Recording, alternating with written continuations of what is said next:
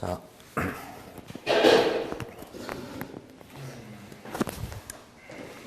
네, 이제 조금만 하면 끝납니다. 안 끝나요? 조금만 하면 끝날 수 있습니다.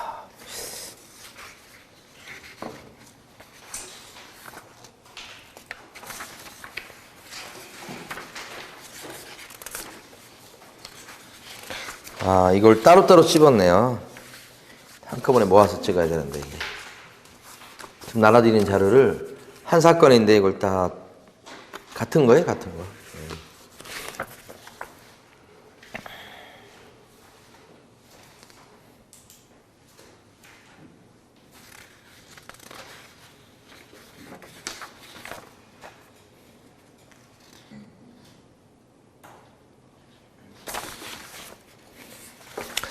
자, 그러면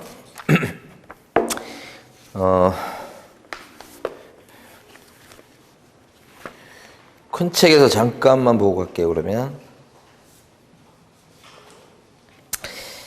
140페이지 보겠습니다. 140페이지. 140페이지에 있는 큰 책에 140페이지에 있는 내용 안 봤죠? 안 본 것 같은데요.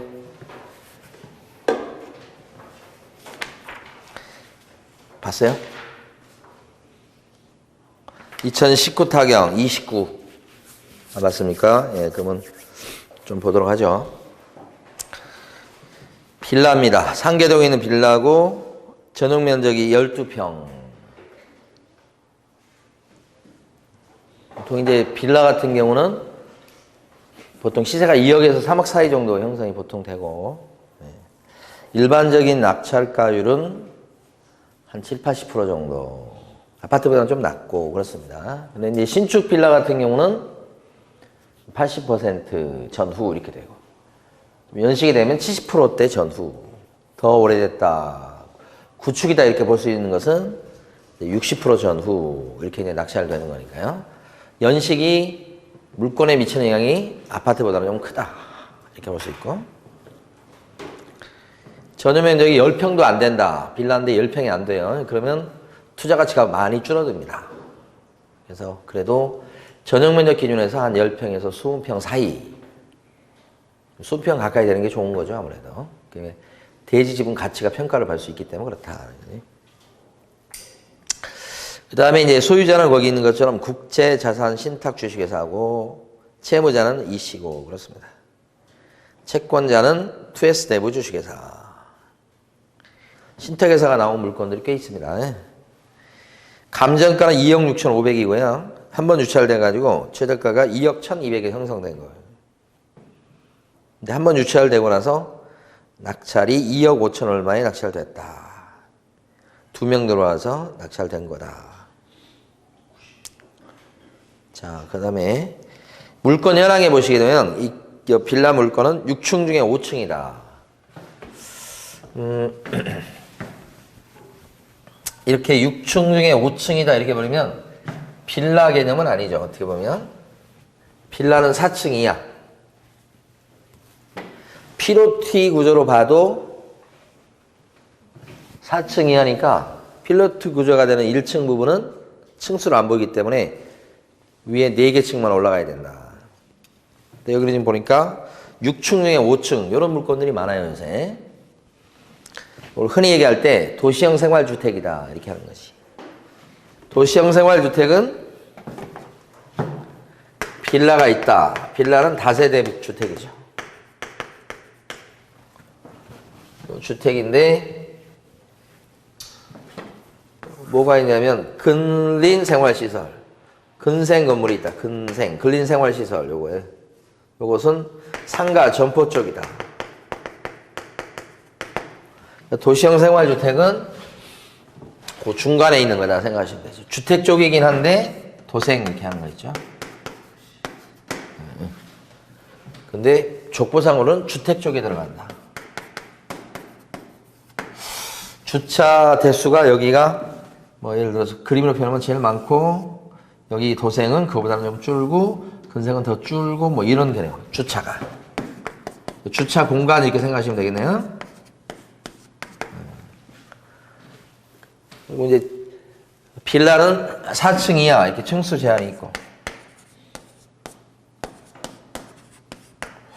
이런 쪽은 이제 층수 제한은 없죠. 근데 보통 이제 두 개 다 도생이나 근생이나 조금 높게 뽑죠. 7층, 8층 뭐 이렇게 된다. 여기는 6층이지만 여기도 마찬가지.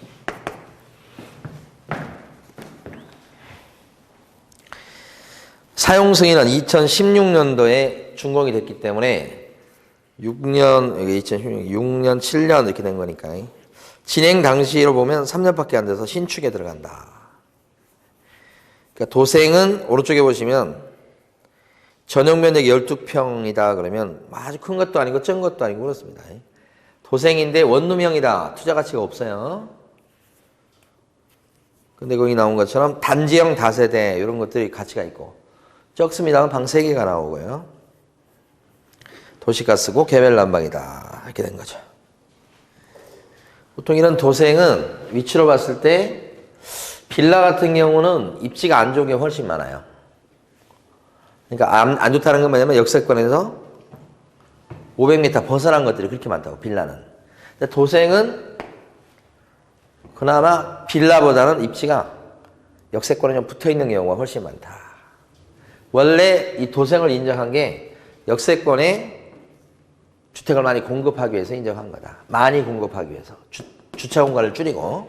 그래서 구체적으로 안 봤습니다만 일반적으로 봤을 때 빌라보다는 도생이 조금 입지가 좋다. 이렇게 보는 수 있어요. 자, 요것이 저기 보면 148페이지 보세요. 지도가 나와 있고 지도에 따르면 저 지하철역으로부터 그래도 좀 떨어져 있긴 합니다. 그래도 아주 먼 거리는 아니어서 뭐 그럭저럭 괜찮습니다. 그런 입지는. 다시 오셔서 140페이지. 밑에 보면 임차인 현황이라고 되어 있습니다. 임차인 현황에서는 강씨가 임차인으로 써져 있고 보증금 미상인데 전입 날짜는 2016년 10월 4일이고 확정일자 미상 배당 요구는 안 하고 있고요. 대항력은 없고 전소유자다 이렇게 써놨습니다. 그러니까 여기 보면 강씨라고 하는 게 이분이 임차인인 것처럼 써놨어요 지금. 근데 진짜 임차인인가 의심스럽고 전소유자라고 돼 있잖아요. 등기부를 여기는 좀 볼 필요가 있어요. 등기부에서 어떻게 뭐가 목이 막히는 것처럼 탁 걸리는 건 없어요. 일반적으로 봤을 때 등기부. 무슨 가등기 가처분 이런 건 조금 걸릴 수 있는데 일반적으로 없다고. 그런데 역사를 아는 데 있어서는 등기부만큼 좋은 게 없어요. 그래서 거기 보니까 2S 대부 주식회사에서 금자당 이렇게 돼 있어요. 그 다음에 소유권이 신탁회사로 넘어갔어요. 2S 대부에서는 지금 100만 원만 딱 잡아놨죠.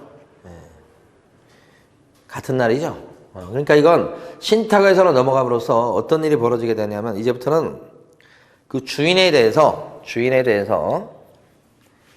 그러니까 옛날 주인에 대해서 채권자들이 등기부에다 등기를 못 쳐요. 이렇게 딱 장막으로 가려놓은 거예요. 그러니까 신탁회사 앞으로 딱 넘겨놓은 거지. 그러니까 대출을 100만 원 해줬겠어요? 그런 건 아니죠. 많이 해줬지만 관계없이 앞으로는 거기에 뭐가 못 들어와요? 다른 채권자들의 등기가 못 들어오게 돼 있단 말이에요. 그래서 이렇게 신탁회사 명의를 돌려내는 경우는 보통 대출을 받을 때 많이 써먹는데 지금 여기 등기부에 나와 있는 형태대로 많이 합니다.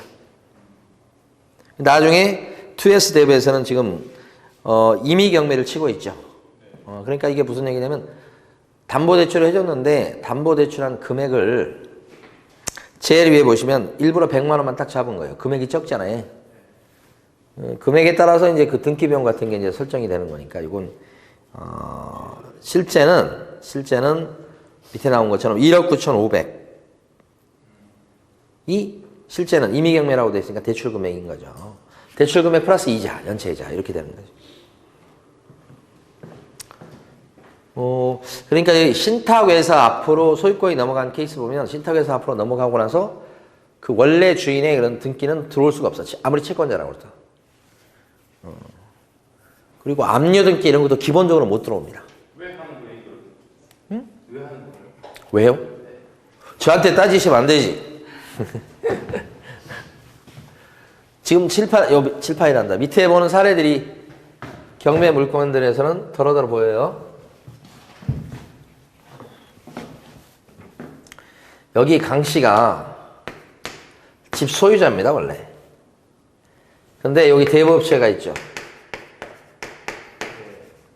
대출을 받으려고 합니다. 대출을 갖다가 해주려고 하는데, 여기는 담보를 잡아야 대출을 해줄 수 있겠죠. 근데 소유권을 갖다가 강 씨 앞으로 넘긴 상태에서 근저당 설정을 해서 근저당이죠. 원래는 근저당이죠. 그렇지만 근저당 설정에서 1등이 됐다고 해도 이 강 씨에 관련된 채권자들이 있을 수 있죠. 어떤 게 있을 수 있을까요? 이 대출해주는 이 대부업체, 대출기관에서는 어떤 게 염려될까요?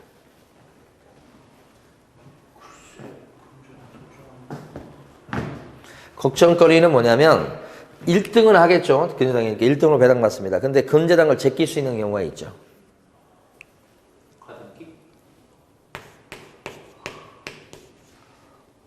소액 임차인은 아직도 안 했죠, 지금.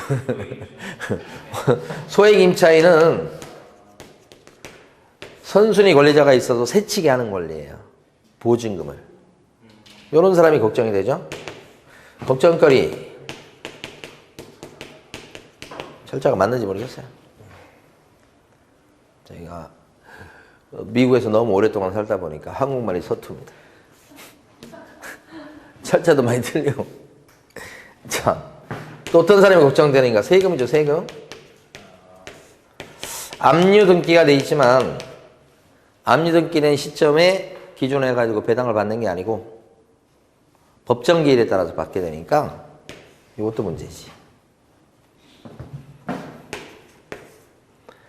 그 다음에 근로복지공단의 임금채권.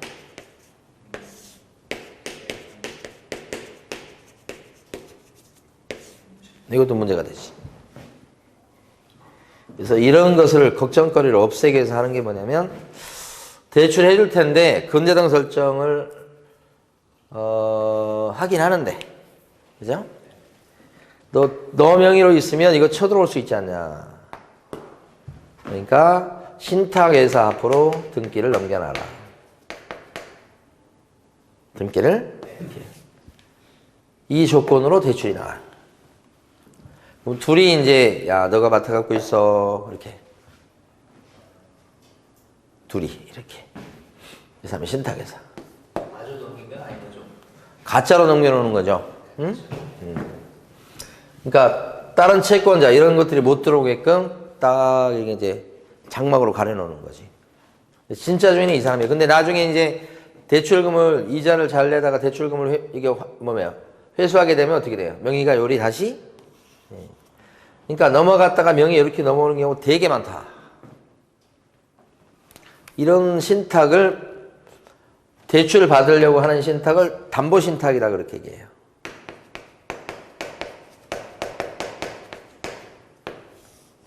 이게. 근데 신탁 중에 어떤 것도 있냐면 재개발이 이루어진다 했을 때 재개발. 조합원들 조합원들 이렇게 많이 있잖아요. 조합원들 부동산이 있을 거 아니에요. 땅. 그거에 대해서 일일이 예를 들어서 그 조합원들은 개인이니까 뭐 채권자들도 있고 막 그럴 거 아닙니까? 그러면 내비두면 어떻게 됩니까? 거기 그냥 땅에 막 채권자들이 쳐들어와서 가압류 걸기도 하고 막 해서 등기부가 지저분해지잖아요. 근데 재개발 사업을 할 때 등기부가 막 지저분해지고 복잡해지게 되면 이게 문제가 생기잖아요. 그래서 어떻게 하냐면 신탁회사 앞으로 등기를 딱 넘겨놨다가 이제 어느 정도 다 정리가 되고 나면 그 다음에 어떻게 해요? 다시 원래 조합원들한테 다시 등기가 넘어가고 이렇게 하는 경우도 있죠. 그러니까 여러 가지 목적의 신탁 입주가 있습니다. 근데 이 케이스는 대출을 받기 위한 신탁이다. 담보 신탁. 이자를 이제 부지런히 내겠죠. 나중에 상환기 변제기가 되면 상환 받을 때가 되면 상환을 받겠고 그 다음에 등기 이렇게 가져가는 거예요. 그래서 등기 보다 보면 등기가 다시 넘어왔다가 다 끝나서 다시 이렇게 넘어가는 경우 되게 많이 본다. 그죠? 실제는. 지금 이 케이스가 그렇습니다. 그래서 2S 대부 주식회사가 이제 경매를 친 거다. 근데 이제 문제는 오른쪽에 가시면 주의사항 이렇게 나오죠. 아, 네. 출석 체크 지금 하셔야 됩니다. 중간 확인 신호 보냈답니다.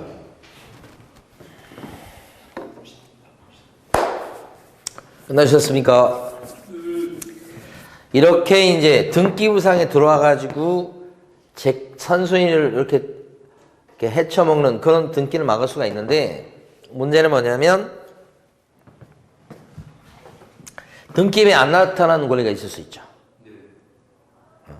이게 언제 문제냐면 이런 상태에서도 여기가 지금 근저당권자니까 요걸 경매 친단 말입니다. 그렇죠? 이게 제대로 이루어지지 않는 거죠 지금. 그래서 요게 경매 넘어갔다.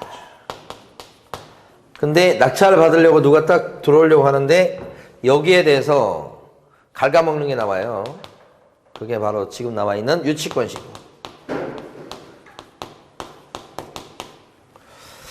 이 소액임차인은 등기부에 나타나는 건 아닌데요. 이걸 허용하지 않아요. 소액임차인에. 새치기를. 그래서 대출을 많이 받을 수 있어요. 이걸 다른 말로 신탁대출이라고 하기도 합니다. 근데 이게 유치권 신고 들어오면 이게 경매 넘어갈 때 누가 낙찰 받으려고 하는 사람이 있다 그랬을 때 낙찰 받으려고 하는 갑의 입장에서 봤을 때는 얘가 걸리는 거예요 지금. 지금 우리가 보고 있는 요 경매 사건이죠.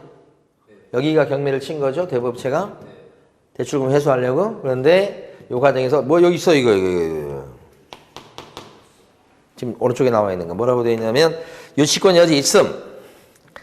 2019년 7월 31일자로 김선혜로부터 공사대금 채권 이 3,500만 원에 대해서 유치권 신고, 유치권 행사 신고서가 접수되었으나 유치권 성립은 불분명하다 이렇게 돼 있어요.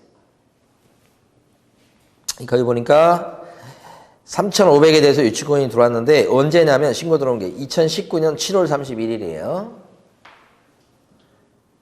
19년 7월 31일인데 왼쪽 140페이지에 입찰 진행 내용에서 보시면 날짜가 왼쪽 페이지 입찰 진행 내용에 보시면 날짜가 2019년 7월 31일이니까 언제예요? 잘 보시면 1차 끝나고 2차 직전에 들어온 거죠. 이런 것들은 시기가 늦었는데 가짜 가능성이 높은 거죠. 옛날에 말씀드렸어요.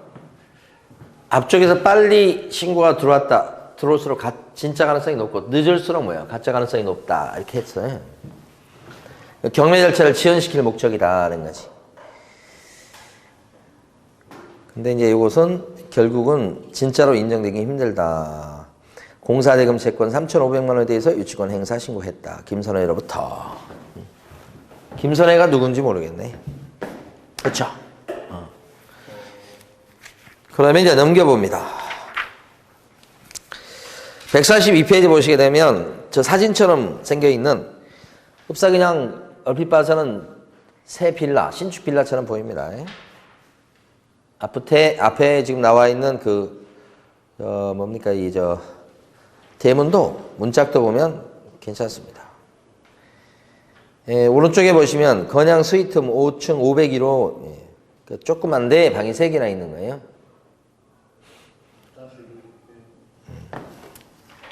자, 넘기시고 144페이지 가시게 되면 현황 조사서가 나옵니다.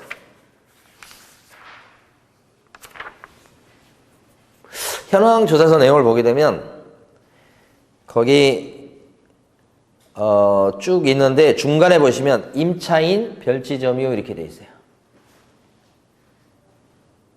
중간 박스죠? 그런데 거기 보니까 기타 해가지고 현 거주자 노용숙에 의하면 다른 세입자는 없다고 한다 그랬습니다. 노용숙이 누구냐면 여기 임차인으로 돼 있는 사람의 배우자입니다. 배우자. 임차인으로 되어 있는 사람이 누구냐? 임차인으로 되어 있는 사람이 아까 강상윤 씨. 그러면 이 사람은 강상윤 씨가 있고 그러잖아요. 그러면 그 사람은 임차인입니까? 아까 앞에 기록에는 임차인으로 나와 있었죠. 근데 사실은 임차인이 아니고 전 소유자인데 임차인 아니죠. 가짜로 소유권을 넘겨놓은 거예요. 법률상 소유권만 넘겨놨지 이 사람 주인이에요. 주인. 세입자로 사는 사람이 아니에요. 그렇죠? 그러면 여러분 유치권과 관련해서 점유자가 누구냐가 중요하죠. 유치권과 관련해서 점유자가 누군가. 점유한 사람을 봤더니 채무자, 소유자가 점유하고 있다. 유치권이 인정이 안 되죠. 이 케이스는 그렇게 볼 수 있어요. 그 다음에 임차인이 점유하고 있다. 그러면 어떻게 돼? 임차인이 점유한다. 그러면 유치권이 인정? 역시 안 될 가능성이 대부분이다. 근데 유치권이 인정되는 경우가 일부 있죠. 어떤 경우에요? 유치권자랑 임대차 계약을 체결했을 적에 그때는 인정될 수 있는데 대부분은 이거다 이거예요. 그래서 이런 경우에는 유치권이 인정되지 않겠다. 이 케이스 같은 경우는 주인이 직접 점유하고 있다고 봐야 됩니다. 가짜로 법률적으로만 이렇게 넘겨놨을 뿐 실제 소유자입니다. 그러니까 다른 세입자가 없다고 했으니까 자기들 세입자가 없고 여기로 갈 여지가 없이 그냥 소유자입니다. 소유자. 그러니까 유치권이 인정이 안 되죠. 그럼 이것은 뭐예요? 인정이 안 될 건데 경매 진행을 지연시킬 목적으로 해본 거다 이렇게 볼 수 있어요. 확신할 수 있습니다. 문제가 안 된다. 그래서 이건 전혀 문제 아니에요. 오른쪽에 보면 매각 물건 명세서가 써져 있죠. 거기 보면 강상윤일 그래도 점유자 성명, 세입자 성명이라고 돼 있지 않죠.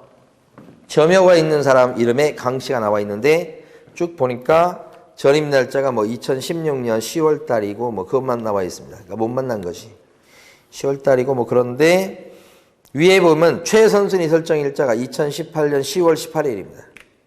18년 10월 18일보다 빠르죠. 그러면 요 강상윤 씨의 보증금이 얼마인지 모르겠지만 있다면 그걸 인수한다. 그렇게 권리 분석을 합니까? 세입자예요? 세입자라고 진짜 세입자라고 한다면 대항력이 있다. 보증금 물어줘야 된다 이렇게 되겠지만 세입자 아니거든요. 주인이라고 그랬잖아요. 그러니까 여기는 형식상 매각 물건 명세서에는 할 수 없이 점유자의 성명에 강씨가 올라갔지만 이 사람 세입자 아닙니다. 그러니까 이건 대항력과 아무 관련이 없고 그래서 여러분 가만히 보시면 매각 물건 명세서에 나오는 것들 중에서 보면 주의해야 될 것은 두 가지인데 세입자하고 유치권자 두 사람이에요. 거기 두 개 칸이 있잖아요. 위에가 세입자 있고 밑에가 유치권 기록이 있잖아요. 제일 밑에. 제일 밑에 B고란에 보시면 2019년 7월 31일자로 김선호로부터 공사대금 채권 3,500만 원에 대해서 유치권 행사 신고서가 접수되었으나 성립 여부는 불분명함 이렇게 나오잖아요. 그러니까 등기부에 안 나오는 유치권이 문제가 되고 등기부에 안 나오는 세입자, 특히 선순위 세입자가 문제가 되고 이 두 가지예요. 기본 경매 과정에서는 늘상 이 두 개 갖고 따지는 거예요. 권리분석할 때. 그래서 매각 물건 명세서가 중요한 자료가 되는 거죠. 근데 여기는 세입자 아니거든요. 유치권만 문제되는데 유치권도 점유가 주인이 점유하고 있으니까 인정될 수가 없죠. 그래서 뭐 아무 문제가 안 되는 것 이런 것들이 대부분입니다. 유치권은. 그래서 다음 페이지 146페이지 넘겨보시면 어떻게 했어요 거기. 문건 처리 내역에서 보시면 2019년 7월 30일자로 나와 있는 내용을 보면 7월 30일 날 김땡땡이 유치권 신고서를 제출했다 이렇게 나오죠. 그랬다가 8월 5일 날, 8월 9일 날, 8월 9일이면 한 10일도 안 됐을 때입니다.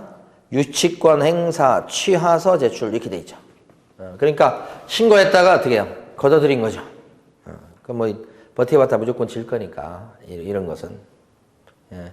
그러니까 유치권자 중에 보면 아까 그저 인도민원 신청 받습니다만 유치권자 중에 이렇게 서류만 갖고 확실히 점유가 깨지고 유치권이 인정되지 않는 케이스는 인도민원 신청이 됩니다. 근데 다툼이 있는 경우가 있을 수 있어요. 그렇죠? 유치권을 주장하는데 유치권에 대해서 성립이 되냐 안 되냐에 따라서 변론이 필요하고 다툼이 있는 경우는 그때는 인도민원 신청 가지고 안 되고 명도 소송을 제기하시고 아니면 유치권 부존재 확인 소송을 제기하고 이런 식으로 해야 되니까 골치 아픕니다. 그럴 때는. 됐어요. 그래서 이것은 그렇게 보시면 되겠다. 취소는 왜 제출한 거예요? 그 사람 별로 할 일이 없으니까. 그러니까 이거 네가 취하서 안 하면 안 되니까 제출해라 이런 식으로 했으면 본인이 다시 가서 취하서를 제출하는 겁니까? 아니요. 그건 아니고 낙찰 받고 나서 이 사람이 유치권을 주장해가지고 점유하고 있거나 그런 건 아니잖아요. 그러니까 누가 부탁을 해서 특히 이제 주인들이 부탁을 해갖고 그 지연시키려는 경우는 신고서를 한번 내준 거죠. 예. 이런 사람들을 갖다가 굴복시키는 확실한 방법은 검찰에다 일러버린다고 해야 됩니다. 응? 경찰서 가서 일러버린다고 해야 됩니다. 무슨 말인지 모르시겠어요? 입에다가 협박하는 입을 달고 있어야 된다고요. 못 하시겠습니까? 근데 여기 채무자에는 이용 있는데 응? 여기 채무자가 이용 있는데 근데 여기 세입자 임차인은 아무 사항이 없는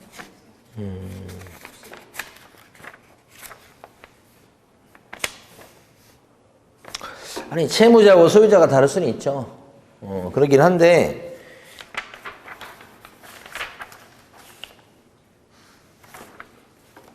그게 문제는 안 되죠. 한번 그게 담보를 제공해 주세요. 그럴 수 있죠. 그러니까 이게 빚진 사람이 꼭 소유자가 돼야 되는 거 아니고 소유자 채무자 분리되는 경우도 있을 수 있어요. 요거 이제 제가 한번 등기부를 다시 한번 확인해 볼게요. 다를 수 있으니까 그것이 이제 문제는 없는데 어떤 사연인가 한번 등기부 보면 알 수 있으니까 여기 지금 밑에 나와 있는 등기부는 완벽한 등기부가 아니잖아요. 자, 그렇게 보시면 될 것 같고 그 다음에 그러니까 이게 유치권 중에 보면 이거 보세요.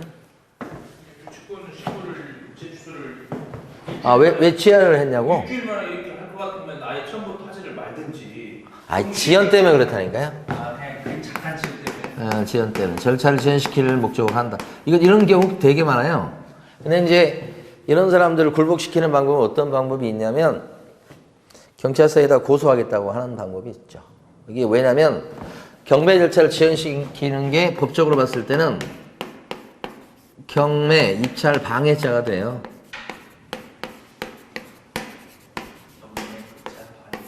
그래서 고소해버리겠다 이렇게. 뭐 그 얘기 정 이제 이 사람이 버티면 그렇게 할 수 있는 거고 그렇지 않으면 제풀에 자기가 꺾입니다. 자기가 그 개입돼가지고 괜히 뭐 이상한 그거 당하고 싶지 않잖아요. 여러분 작은 책에서 모시겠습니다.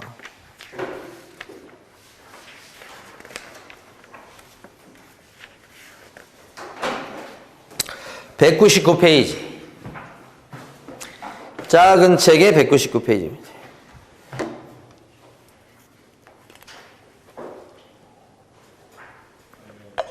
작은 책의 199페이지 보면 위에 가로 9번에 형사고소라고 되어 있죠. 최후의 수단이다 이렇게 써져 있죠. 그래서 만약에 이렇게 경매 지연시키기 위해서 이렇게 한 것 자체가 일반적으로 형사처벌 받는 케이스는 굉장히 드물긴 해요. 그런데 밑에 판례에 나와 있는 것처럼 형사처벌 받는 경우도 있어요. 그래서 이런 점을 알려주는 거죠. 그러면 상대방 입장에서는 고소한다 그랬을 때 위축될 수 있죠. 그 진짜 위축될까요?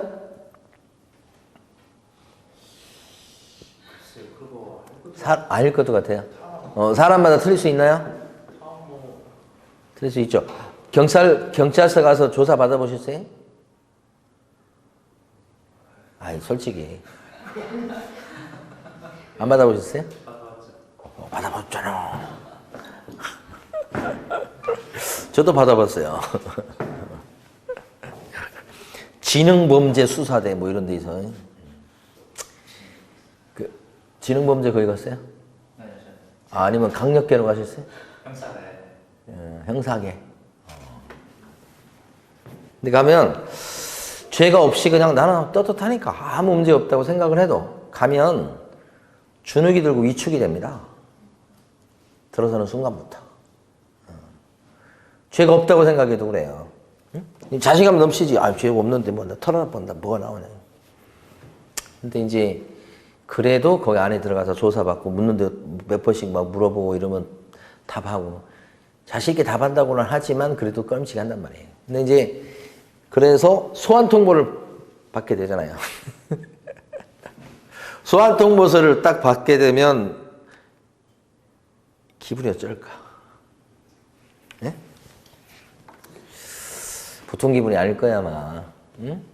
그러니까 이게 무슨 얘기냐면 형사 고소돼서 그 관련해서 이렇게 막 형사 사건화 되고 그런 게 사람에게 심리적 부담이 엄청 크게 작용할 수 있다는 뜻입니다.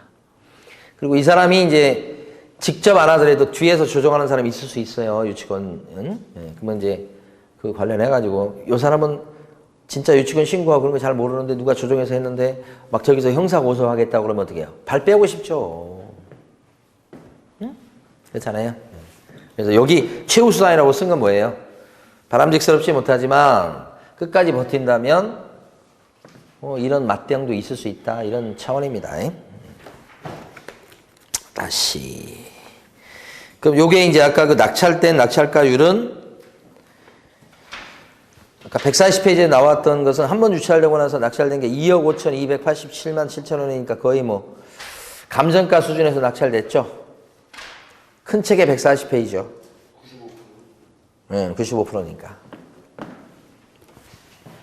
그래서 이제 많이 높은 거 아니에요? 높죠. 신축 빌라에서 그런 것도 있겠지만, 그러니까 권리상의 하자는 아무것도 없는 거예요. 네, 아무것도 없는데 이제 신축 빌라, 그러니까 그냥 그 물건 그대로 사는 거하고 똑같아요. 소유권 넘겨받는 거고요.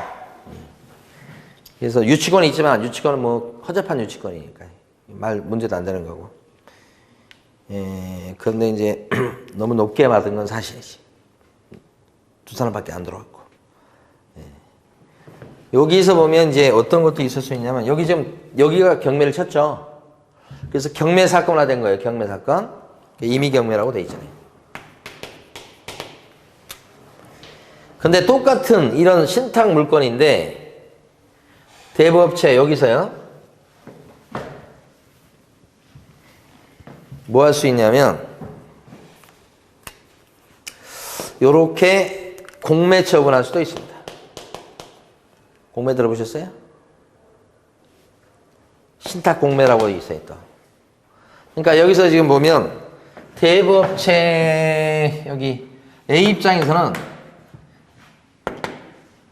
대출금 회수 때문에 경매를 치는 방법도 있고 대부업체가 공매 처분하는 경우도 있고 두 가지 길이 있는 거예요. 경매 처분이면 법원 경매 쪽으로 넘어오고요. 공매 처분 그러면 공매 쪽으로 갑니다. 이걸 줄여서 신탁 공매라고 한다고 했어요. 그럼 여기 이제 낙찰 받은 사람이 병이다. 그러면 병은 신탁 공매 물건을 낙찰 받으시게 돼. 여기서. 대표적으로 이런 공매하는 데가 자산관리공사죠. 거기를 통해서 병이 낙찰을 받게 되는데 같은 물건을 그러니까 사실 여기가 요 사람 거죠. 이렇게 된 거예요. 근데 여기서 병이가 낙찰을 받을 때는 여기 경매하고 다른 게 있어요. 이 신탁 공매 물건에 대한 매각 조건을 공고를 띄워요. 공고문이 있어요. 근데 거기에 공고문에 따르게 되면 공고문을 잘 읽어보셔야 되는데 대부업체의 근저당이 있잖아요. 그러면 요 빚을 요 사람이 승계하는 조건입니다. 요게 보통 대출 승계 조건이 많아요. 이자 받아 먹어야 되는데. 그러니까 그런 승계 조건이 있다면 이게 만약에 요 부동산 자체의 가격이 3억이다. 시세가. 근데 대출이 2억이 있는 상태다. 그러면 공고문에 대출 승계하는 그 공고문에 따르게 되면 2억 빚을 이 사람이 떠안는 조건으로 받는 거예요. 그러면 얼마를 써야 되냐면 이거 이 사람이 낙찰을 받을 때 병이 입찰 들어갈 때 3억 쓰면 바보예요. 3억 쓰면 2억을 갖다가 요 대출을 승계받아야 되는 거니까. 승계 조건 하에서 그렇습니다. 2억을 쓰면 2억 플러스 2억이 되는 거예요. 빚이 안 없어져요. 대출 빚이. 1억을 쓰면 어떻게 해요? 3억이 되는 겁니다. 이걸 승계하는 조건이니까 이게 삭제가 되지 않아요. 여기서는 대출 빚을 어떻게 해? 배당해서 받고 없어지죠. 여기는 안 없어지는 게 일반적이라고요. 1억에 받아도 3억 받은 거하고 똑같으니까 이건 재미가 없죠. 5천에 받으면 어떻게 돼, 이제? 2억 5천 받은 꼴이 되겠죠. 대출 승계니까. 우리가 집을 살 때 대출금을 상환하는 조건으로 집을 살 수도 있고, 빚이 있을 때 대출을 승계하는 조건으로 집을 살 수도 있죠. 그래서 신탁 공매 물건은 공고 조건에 따라 다를 수 있겠습니다만 대부분은 승계 조건이고, 여기는 배당받는 상환 조건이 되는 거죠. 이렇게 두 가지가. 여기서 선택하셔야 되는 거예요. 이쪽 길로 갈지, 이쪽 길로 갈지.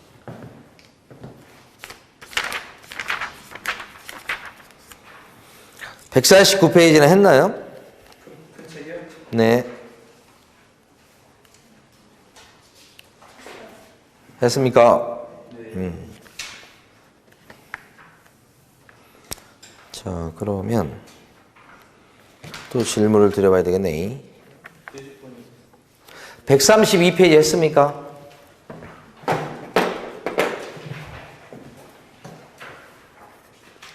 큰 책의 132페이지. 했어요? 오케이.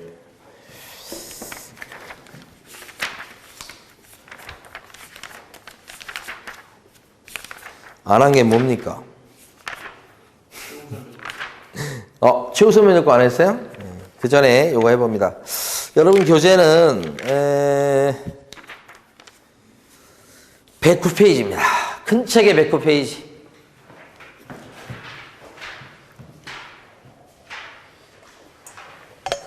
(2016) 타경 6145 사건입니다. 이건 안 했겠죠? 강남구 수서동 712번지 수서 하나름 아파트 101동 704호입니다. 강남에서 수서 지역은 109페이지입니다. 강남 지역에서 수서 지역은 강남권에서는 조금 소외된 지역이, 가격이 조금 싼 편입니다. 다른 강남 지역에 비해서. 반면에 수서 지역은 이제 개발 가능성이 좀 열려 있는 곳이기도 합니다. 주변이 재건축 단지가 많고, 그 다음에 교통 문제에서, 교통편에서 보면 KTX 뭐야 또 SR 뭐 이런 게 그렇지. SRT가 뭐예요? 자기부장 열차는 SRT. 그래요? SRT? 고속열차예요? 똑같은데 사업자가 철도공사가 아니고 별도로 기상 회계 망측한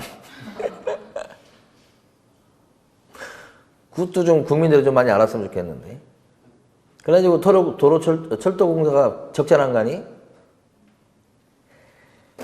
KTX 노선 중에서 흑자 날 만한 노선을 갖다가 빼간 데가 SRT 거기 아니에요? 회사를 별도로 만들어서? 아닙니까? 관심이 없습니까? 운영도 KRT가 KTX. 그걸 기차란다. 열차를 이렇게 대여하는 형태로 되고 그거 아니에요? 맞아. 알 수가 없어요, 세상. 원래 세상이 그러니까. 그러니까 거기가 지금 원래 뭐예요? 철도공사. 지금 철도공사를 안 하고 뭐라고 그래요? 코레일. 옛날 사람 티 다 나네.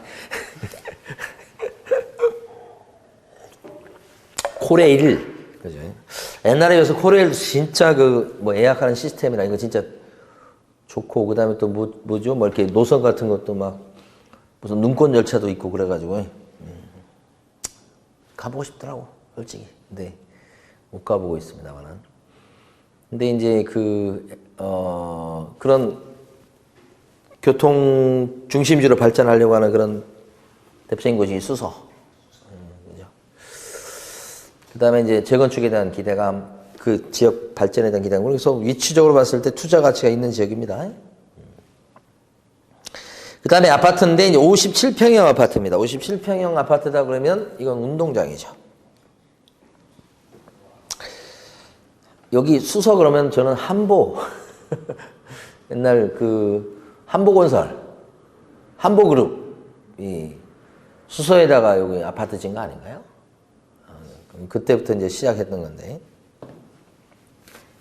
온갖 노비를 다 해가지고 그때 잘 커나갔었다가 망했죠. 진짜 망했는지도 몰라요 또. 밑에 보시면 건물 면적은 49.51평, 이게 전용 면적 얘기고요.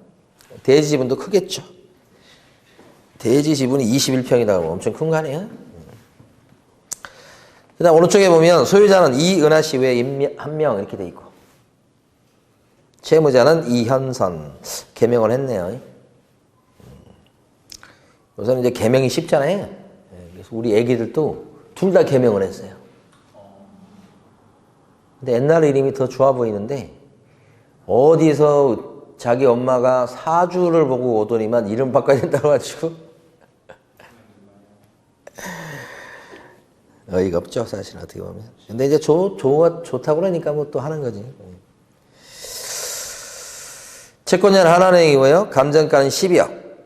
최저가는 한 번 유찰된 상태. 근데 이제 감정가는 12억이지만 실제 그 당시 조사해보면 10억 언저리입니다. 10억 정도 돼요, 10억. 이 감정가가 이런 큰 평수 같은 경우는 거래가 많지 않아서 감정가 잡는 게 쉽진 않아요. 그러니까 실제 조사한 그때 당시 좀 한참 됐잖아요. 10억 정도 됐어요, 10억. 자, 밑에 가시면 입찰 진행 내용에서 한 번 유찰되고 두 번째 입찰기일 때 11억에 낙찰됐으니까 92%인데 11억이면 시세보다 한 1억 정도는 높게 쓴 거예요. 낙찰 받으신 분이 2명 들어왔을 때 1시간 이게 썼고, 2등짜리는 9억 9,300. 2등이 쓴 금액이 시세에 맞을 거예요. 자, 그 다음에 밑으로 쭉, 나중에 보고요. 뒤로 넘어가 보십니다. 자, 등기부가 있습니다. 뒤에 넘어가시면 등기부가 있는데, 등기부를 잠깐 볼게요. 잠깐. 먼저 보면 그 소유권이 2010년도에 이양재 씨여서 증여로 이은하 외 한 명으로 넘어갔습니다. 2010년도 5월 달에 넘어갔어요. 증여로 넘어갔습니다. 증여. 그죠? 그 다음에 이제 근대당 대출이 국민은행이 있고, 추가 대출이 있고, 추가 대출이 있고, 하나은행도 대출해줬어요. 하나는 대출이지. 이런 대출이 있다, 이런 거예요. 지금 1금융권에서 대출이 나갔잖아요. 근데 한시 또 있어요. 저기 2014년도 2월 달에 한 땡땡. 근데 이 얼마요? 2억 6천. 근저당권 이렇게 돼 있죠. 한시예요. 뭐 자세한 내용은 모르겠으나 저는 나중에 보니까 한시가 좀 눈에 띄더라고. 그 다음에 가압류 신보, 가압류 중소기업진흥공단, 가압류 재화선 4,000대원. 가압류가 신보나 중소기업진흥공단이 들어간 거 봤을 때 이 주인은 사업하시는 분 같다, 이런 생각이 들고. 그 다음에 이 경매를 하나은행과 국민은행이 연달아서 쳤어요. 경매를. 요 등기부는 결론적으로 얘기하면 경매가 끝나면 싹 없어질 것들이에요. 그래서 등기부는 경매에서 보면 거의 대부분 없어져요. 특별히 문제되는 건 잘 없어요. 제일 끝에 가면 총 세대수가 몇 세대냐면 500세대 정도 돼요. 근데 주차 대수는 2배죠. 평수가 커서 그래. 그 다음에 준공이 93년도에 사용성이 떨어졌으니까요. 오래됐죠. 근데 뭐 70년대 것도 안 되고 있는데 지금 76년도 이런 것도 지금 재건축이 안 되고 있는 상황이니까 90 몇 년도요? 93년도면 좀 기다려야지 뭐. 근데 이 아파트 단지에서 재건축 기대감이 있어서 한 20년까지는 뭐 조금 내리막입니다만은 20년부터 30년까지가 진짜 어렵지. 30년 지나가지고 이제 40년으로 달려가면 대충 어느 정도 재건축에 대한 합의가 이루어지는 그 시점이에요. 그래서 93년도 요것이 조금 이제 시기가 지났습니다만 이게 또 층수로 봤을 때는 15층 정도의 아파트니까 저층 아파트는 아니거든요. 그래서 이거 이제 사업성이 얼마나 있겠냐 요거 이제 그런 게 걸릴 수 있는데 하다못해 리모델링을 하더라도 뭐 지역 그게 아니고 또 지역적인 입지를 봤을 때도 손해볼 가능성이 희박한 지역이 아닌가 이렇게 생각이 됐어. 그때 당시에. 오른쪽에 보시면 그 아파트 전경 나와 있고 그 다음에 위치는 그 수서역 더블 역세권 있고 역세권에서 가깝습니다. 되게 위치가 그런 것들이 좋은 위치예요. 그 다음에 112페이지 넘어가 보시면 현황 조사서 내용에서는 딴 건 없고요. 중간에 보면 임차인 점 두 번째 박스 밑에 임차인 점의 밑에 보시면 부동산의 현황 나온 거 그거 좀 읽어보시면 돼. 자, 뭐라고 돼 있냐면 본권 부동산 소유자 이현선에 의하면 전입된 세대인 이양대는 부모님이고 임대차 관계에 있다고 했다. 임대차 관계에 있다고 그랬잖아요 지금. 본권 부동산의 소유자가 직접 점유하고 있지 않고 목적물 전배에 대해서 별지와 같이 임대차 있음. 그러니까 임대차가 있다는 겁니다. 아버님하고 임대차 관계가 성립할 수 있나요? 아버님, 아빠 있습니까? 부자재간도 있듯이 있어요. 반대가 있죠. 소유자는 딸, 임차인은 아빠 이렇게 할 수 있죠. 근데 아까 우리 등기부 쭉 봤을 때 받은 인상은 우리은행 대출, 국민은행 대출 이러면 거기 있는 세입자는 진짜다 가짜다. 가짜 가능성이 높은 거예요. 아 그래서 여기 가짜라고 생각한 거죠. 가짜라도 생각해도 괜찮겠습니까? 가짜 가능성이 높은 거죠 아무래도. 근데 이제 그 이현선 씨 딸은 뭐라고 그래요? 진짜다 이렇게 하는 거지. 그렇죠. 참 오미한 사건입니다 이게. 가짜가 돼야 되는데 진짜라고 하니 누구 말이 맞을까요? 이현선 씨 말이 맞을까요? 우리가 생각하시는 가짜 이게 맞을까요? 가짜. 참 이게 우리가 판단하는 게 맞지 않을까요? 보는데 쭉 보시고 저기 한번 114페이지 한번 넘어가 보세요. 114페이지.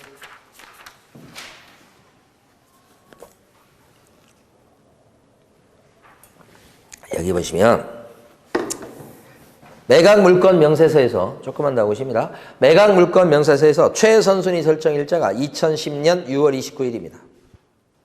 10년 6월 29일. 10년 6월 29일. 그런데 밑에 있는 이양재 씨 아버님의 전입 날짜는 언제입니까? 아버님의 전입 날짜는 언제게요? 93년 5월 25일 이렇게. 그럼 어때요? 대항력이 있겠죠? 그럼 보증금이 얼마인지 모르겠지만 떠안아야 될 판이다 이런 뜻이란 말이에요. 그렇죠? 잘 보셔야 돼요. 그래서 이때 이양재 씨는 704호에 어쨌든 아빠인데 세입자로 지금 분류되는 사람인데 현황 조사한 내용에 따르면 못 만나가지고요. 주민센터에서 전입 날짜만 달랑 알아간 겁니다. 94년도 5월 달에 전입이 된 거예요. 근데 자기가 이제 법원에다 신고한 내용을 보면 임대차 기간도 2010년 6월 30일부터 임대차 기간이 2010년 며칠로 돼 있어요? 6월 30일부터 돼 있죠? 중요한 의미가 있습니다. 이게 그 동그라미 쳐주세요. 2010년 6월 30일부터 돼 있고 자기가 신고한 거냐. 보증금 얼마요? 2억이고요. 자기가 신고한 거죠. 전입 날짜는 언제고요? 94년 5월 25일이고요. 위하고 똑같죠? 확정일자 있습니까? 2014년 7월 1일 확정일자 받았네. 좀 늦게 받았네. 그 다음 배당 요구했습니까? 16년 8월 10일 날 배당 요구했죠. 배당 요구 종기 지켰습니까? 저 위에 지켰죠. 지금 매각 물건 명세서에 이 나와 있는 정보가 굉장히 중요한 정보입니다. 일단은 첫 번째 우리 눈을 이렇게 이목을 끄는 게 뭐냐면, 아니 전입 날짜가 94년 5월 달인데 확정일자가 2014년 7월 달이고, 앞에 보니까 전입신고 임대차 기간 정한 게 2010년 6월부터 임대차 기간 정해놨어요. 그러면 이게 왜 그런가? 아, 왜 확정일자 받은 날과 전입된 날짜 이렇게 차이가 날까요? 이런 케이스는 드물게 발생하지만 딱 나왔을 때 이제 여러분들이 전형적으로 눈치를 채야 됩니다. 전입 날짜랑 확정일자 받은 날짜가 붕 뜨잖아요. 그러면 어떤 경우가 맞냐면 중간에 소유자였던 사람이 세입자로 바뀌는 그런 케이스가 이런 케이스예요. 원래는 주인이었다가 세입자로 눌러 앉아 사는 거. 이게 매매 같은 케이스에서 발생해요. 집주인이 집 팔고, 많진 않아요. 근데 실무에서 간혹 발생해요. 집을 팔고 세입자로 계약해서 다시 거기 눌러 앉아 사는 거예요. 이렇게 집을 팔고, 예를 들어서 어떤 상황인지 이해되십니까?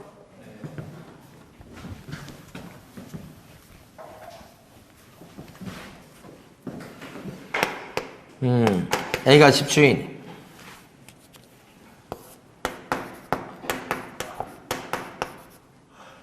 이게 집이 넘어가서 등기가 된 게 이전 등기 6월 30일. 이건 가상으로 한 겁니다. 근데 B가 이사 들어가는 게 아니고 이 사람 매수인인데 그대로 A가 그대로 살아요. 그러면 이 사람의 이 집에 대한 전입 날짜는 요게 2022년이라고 그러면 전입 날짜는 2001년 이렇게 돼. 7월 6일 이렇게. 이때 전입을 했단 말이에요. 근데 이 사람이 계속 살게 되면 임대차 계약 날짜는 어떻게 해요? 임대차 계약 날짜는 보통 이제 등기 넘어가기 전에 계약서를 쓰긴 쓰죠. 등기 넘어가기 전에 이때 전세 계약, 임대차 계약을 한다고 해요. 계약 기간은 어떻게 되겠어요, 여러분? 계약 기간 6월 30일부터 뭐 2년 뭐 그러겠죠. 이렇게 될 거예요. 기간은 전입신고를 따로 할 필요 없죠. 전입신고 이렇게 돼 있으니까 원래부터 돼 있던 거니까 따로 할 필요는 없어요. 확정일자는 그래서 이제 뭐 예를 들어서 6월 30일 날 받았다 이렇게 할 수도 있죠. 확정일자 받았습니다. 이게 언제 받았어요? 22년 6월 30일 날 받았다. 6월 30일 날 등기가 넘어가고 그날 확정일자를 받았다 이렇게 될 수 있어요. 이 케이스는 증여입니다만은 매매 케이스는 더러더러 봐요. 이런 케이스는 중개 실무에서도 보고.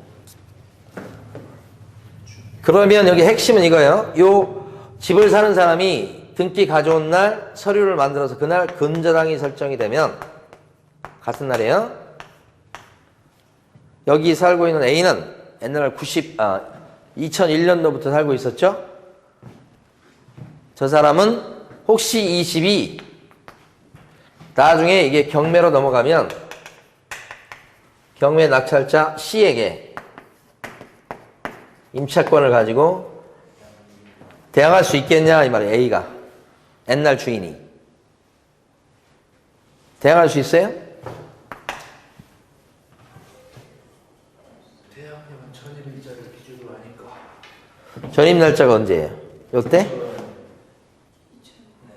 그러면 근저당은 요거니까 2022년 6월 30일이고 이건 2001년도고 대항력이 있네. 그러면 있죠. 근데 대항력 있어요? 없어요. 이 사람은 전입 날짜는 이렇게 빠르지만 이 전입은 소유자로서의 전입이요. 그러니까 대항 요건으로서 전입은 아니란 말이에요. 그럼 대항 요건으로서 세입자로서의 전입은 언제예요? 따로 한 적은 없어도 소유권 등기 넘어간 날 요 전입신고가 요때 세입자로서 전입신고가 된 거예요. 전입신고가 이제 나타난 거예요. 그전에는 없었다가 있는데 이건 소유자니까 세입자로 전입신고는 요 날이요, 요 날. 그러면 같은 날 전입신고하고 같은 날 건전이 설정되었다가 그게 경매에 넘어가면 대항력이 있겠어요, 없겠어요? 같은 날 전입신고, 같은 날 건저당, 그럼 대항력이 다음날 영시되면 없는 거죠. 그러니까 이 대항력이 없는 사람이 되는 거예요, 이 사람. 이해되세요? 네.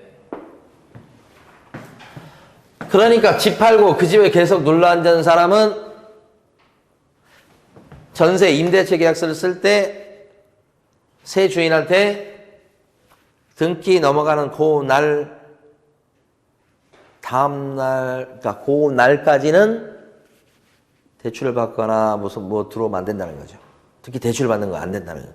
그걸 꼭 특약 조건에 집어넣어야 돼. 근데 부동산 중개업 하시는 분들 거의 대부분 몰라요. 전입 옛날부터 돼 있으니까. 전입 빨리 돼 있으니까 대항력 문제 없어. 그래서 뭐 대출 들어오든지 말든지 뭐 계약 한 건 했다고 생각하고 그냥 좋아하죠. 근데 만약에 마음 먹고 주인이 이걸 집어넣게 되면 대항력이 없으면서 잘못하면 보증 날릴 수 있는 상황이 되고 중개해준 중개사는 책임질 일이 생길 수도 있다는 거지. 심각한 거예요. 심각한 거. 운전할 때 다음날 들어야 되는 거예요? 다음날 들어오면 이제 대항력이 생기는 거죠. 다음날 들어오면. 근데 이 케이스는 증여입니다. 그러면 증여로서 소유권이 넘어간 날짜가 언제인지 찾아보세요. 앞에서. 110페이지. 소유권이 넘어간 날짜 언제? 5월 19일. 2010년 5월 19일입니다. 그러면 2010년 5월 19일이 실질적인 전입된 날짜입니다.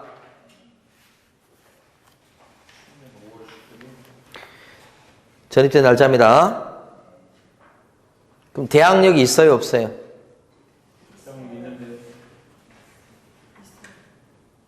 있습니까? 네. 근데 국민은행은 왜 대출해 줬어?